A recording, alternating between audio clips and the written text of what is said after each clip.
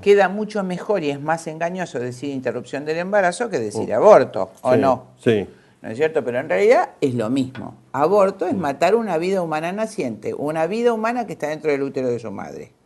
Entonces, y ese aborto se puede hacer quirúrgicamente, que es el aborto clásico, que es cuando ya tiene un mes el chiquito de gestación, el médico dilata el cuello del útero porque la naturaleza lo resguarda cerrando herméticamente ese cuello, lo dilata con determinados materiales y una vez que está abierto introduce una pinza quirúrgica, aplasta la cabeza del feto, la arranca y luego con un elemento cortante raspa la mucosa uterina como si fueran restos de basura y lo saca y lo tira.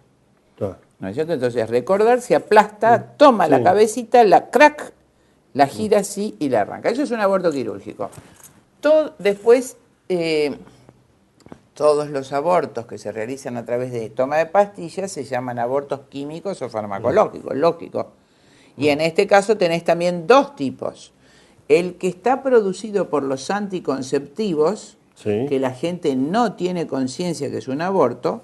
Los anticonceptivos, los llamados anticonceptivos, son hormonas que en el 100% de las mujeres que lo toman provocan un aplanamiento de la mucosa uterina que cualquier médico puede verla sacando una muestra y mirándola al microscopio. Es decir, el interior del útero de la mujer tiene una membrana que se llama endometrio, que es sumamente sanguínea, esponjosa. Entonces, cuando se produce la ovulación, la fecundación en el tercio superior de la trompa de falopio de la mujer, llega a los 8 o 10 días ese nuevo humano y se anida en un proceso que se llama anidación, se mete en esa esponja que es el endometrio humano, el endometrio de la mujer, y hace su nidito, que va a ser luego esas células que la rodean, van a ser la placenta, en fin. Entonces, el anticonceptivo hormonal tiene 4 mecanismos de acción. El primero y seguro de todos ellos es que esa mucosa vascular se aplana. Cuando llega el embrión fecundado, no puede anidar, no puede introducirse. Entonces, en los prospectos europeos, el mismo anticonceptivo, que acá no dice nada, dice impide la anidación o antiimplantatorio, no se puede implantar. Ese embrión que tiene 8 o 10 días de vida cae y eso se llama aborto acá y en Japón. Ahora, cuando ustedes toman ese anticonceptivo que la mujer toma dividido en 21 días a lo largo de su ciclo, si lo tomás todo junto en lo que llamás anticoncepción de emergencia... Esa es la píldora del día después, digamos. Claro, entonces te concentra en 750 miligramos, o sea, lo que una mujer toma distribuido en 21 días, te vuelvo a decir, se toma todo junto, en 48 horas logra ese efecto, que es el aplanamiento de la mucosa, de manera que, imagínate, hoy la mujer tuvo la relación, se produce mañana la fecundación, pero ese óvulo fecundado tarda 8 o 10 días en llegar. Esa pastilla en 48 horas ya aplanó el endometrio, obviamente no se puede anidar. Con eso termino lo que es el aborto hormonal. Después tenés el resto del aborto químico, por supuesto, que es lo que me preguntas, el misoprostol y la mifepristona, las dos sustancias, que lo que hacen es, en un caso, solamente contraer el útero para eliminarlo fuertemente. Vos viste que una mujer embarazada tiene contracciones y pierde el bebé. Bueno, ese efecto, cuando es patológico y en los primeros estadios del embarazo, inmediatamente lo despide. Y en el caso de la mifepristona, una sustancia que además impide la respiración del niño. Bien. Ahora dejemos este capítulo así de la vida en la mujer y pasemos a los que se están moviendo como interés para que esto ocurra, o sea, para que la gente tome, porque finalmente si la gente cree que puede abortar libremente es porque le están induciendo una cultura o hay medios de comunicación o digamos leyes que van en esa dirección. ¿Quiénes son los que están interesados o por qué hay interés en provocar así abortos en el mundo masivamente? ¿Qué es? ¿Un interés poblacional? ¿Es un interés? Por supuesto que es un interés poblacional. Primero, recordar algunas nociones de ciencias políticas. El poder, quien ejerce el poder, el país o corporación que ejerce el poder o persona, descansa sobre un trípode. Hay 3 elementos que sostienen ese poder. Chinda, te propongo, porque pasamos de de una mujer que estaba embarazada y que se quiere sacar un hijo a una cuestión geopolítica. Te propongo un segundito, hacemos una breve pausa y empezamos a enfocar este tema que se pone mucho más peligroso, por así decir. ¿Cómo no? Hacemos un breve corte y vamos enseguida.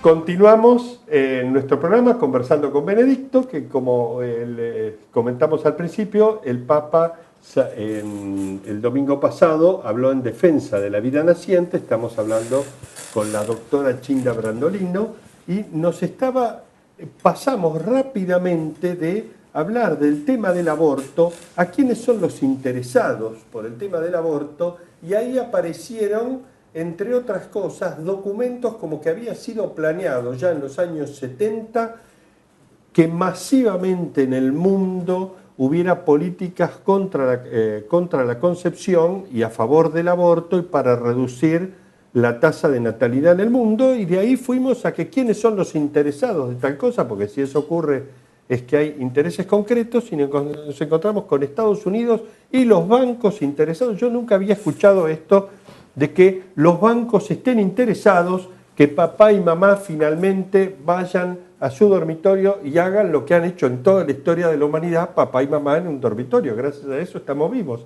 ¿Y cómo es esto? ¿Qué interés tienen los bancos en promover políticas antivida? Yo no diría los bancos, te nombré los clubes de banqueros mundiales, sí, ¿no es cierto? Que son los mismos que son dueños de las corporaciones petroleras, sí, de las corporaciones farmacéuticas y de las corporaciones armamentísticas. Sí. No es que los bancos tengan... Los bancos son un instrumento de la misma gente. Sí. Te di dos nombres, Rockefeller y vos vas a ver ahora que todas las organizaciones de derechos humanos, supuestos derechos humanos, de derechos de las mujeres y demás, son financiadas por la Fundación Rockefeller, la Fundación Ford y la Fundación Bill y Melinda Gates. Y Soros, por supuesto, el empresario Soros. Estos son los grandes financistas de todas las campañas mundiales del aborto. Siempre los veía peligrosamente porque estaban vinculados con el tema de la deuda externa. Por supuesto. ¿Y qué tiene que ver todos los empréstitos que nuestro país ha tomado tienen dos cláusulas, por lo menos, en las cuales el gobierno de turno se compromete a bajar la natalidad. Sí. Las de todos los países del mundo. El mecanismo de deuda que utiliza la usura como medio, por eso la usura fue sacada de todos los códigos penales como figura penal, obliga al país en una forma delictiva a tomar préstamos. Por ejemplo, si la Argentina no puede devolver 100 pesos, la obligan a tomar 1000 para devolver los 100 y endeudarse en 900 más. Pero ese interés que la deuda roja es incorporado al capital, de manera que es impagable. ¿Y por qué se genera esto? Porque el país deudor está políticamente postrado y no es independiente ni soberano para sus leyes. ¿Vos querés decir que en las cláusulas, cuando pedimos un préstamo, nos dicen tome tal política antivida? Obviamente. ¿Y eso figura en los documentos firmados por el gobierno? En todos. Es más, ahora, en otro orden de cosas, nuestra presidenta acaba de importar 8 millones de dosis ya unos meses de vacunas para la gripe, y ella se ha firmado en ese país, firmó que exime al laboratorio Baxter de toda acción penal por los efectos colaterales de la vacuna. ¿Y qué efecto colateral tiene una vacuna contra la gripe? Pero no importa. No nos vamos a detener en ese programa porque es infinito el tema que hace al uso de las políticas de salud a los efectos del dominio del gobierno mundial. Entonces, recordar que es un instrumento de dominio, de exterminio de nuestra población por la riqueza de nuestro territorio. ¿Dónde está ese gobierno mundial? En el eje geográfico Nueva York-Londres. Y no es fantasma, sino que está agrupado. La principal corporación se denomina Council on Foreign Relations, el Consejo de Relaciones Internacionales. ¿Y eso tiene ramificación en la Argentina? En el CARI, Consejo Argentino de Relaciones Internacionales, al que pertenecen todos nuestros ministros de Economía y formadores de opinión. O sea que estamos en cierta forma gobernados por sus representantes, si es tu pregunta. Sí, pero yo estoy temiendo que de ser 40 millones de habitantes vamos a quedar 15. 15, porque la orden del gobierno mundial es que de los 9 billones, mejor dicho, 6,8 billones de habitantes que tiene la Tierra, queden, por supuesto, 2 billones, como mucho. Mira, Chinda, se nos va el programa, pero ya incluso, porque nos quedan un minutito nomás, pero me hablas acá del papel de las autoridades que son pasivas frente a un avance mundial. ¿La Iglesia Argentina no hace nada para frenar esto? Bueno, mirá, hay alguien, Monseñor Aguer, ha hablado en todos los medios, ha escrito sobre estos temas, ha ilustrado a la gente. El resto de la jerarquía creo que o no está empapada o no lo sabe o no le interesa. Pero debería advertir a toda su grey católica sobre estos temas porque implican no solo la salvación eterna, sino nuestra salvación acá. Y la última pregunta es esta. Este es un programa, Conversando con Benedicto, que está hecho por el programa Padres de Familia. ¿Qué debemos hacer los padres de familia para tratar de frenar, por lo menos, que no nos impidan amar a nuestras mujeres? Mira, en el Apocalipsis que traduce el Padre Castellani, 4 veces nuestro Señor dice, aferraos a lo antiguo. Cuando venga este momento de gran confusión, lo que siempre se creyó, eso es lo que le tenemos que enseñar a nuestros hijos.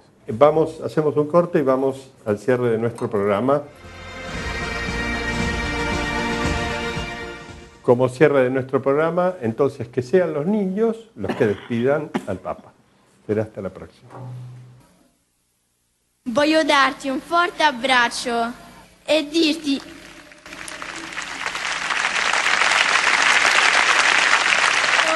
ti vogliamo bene.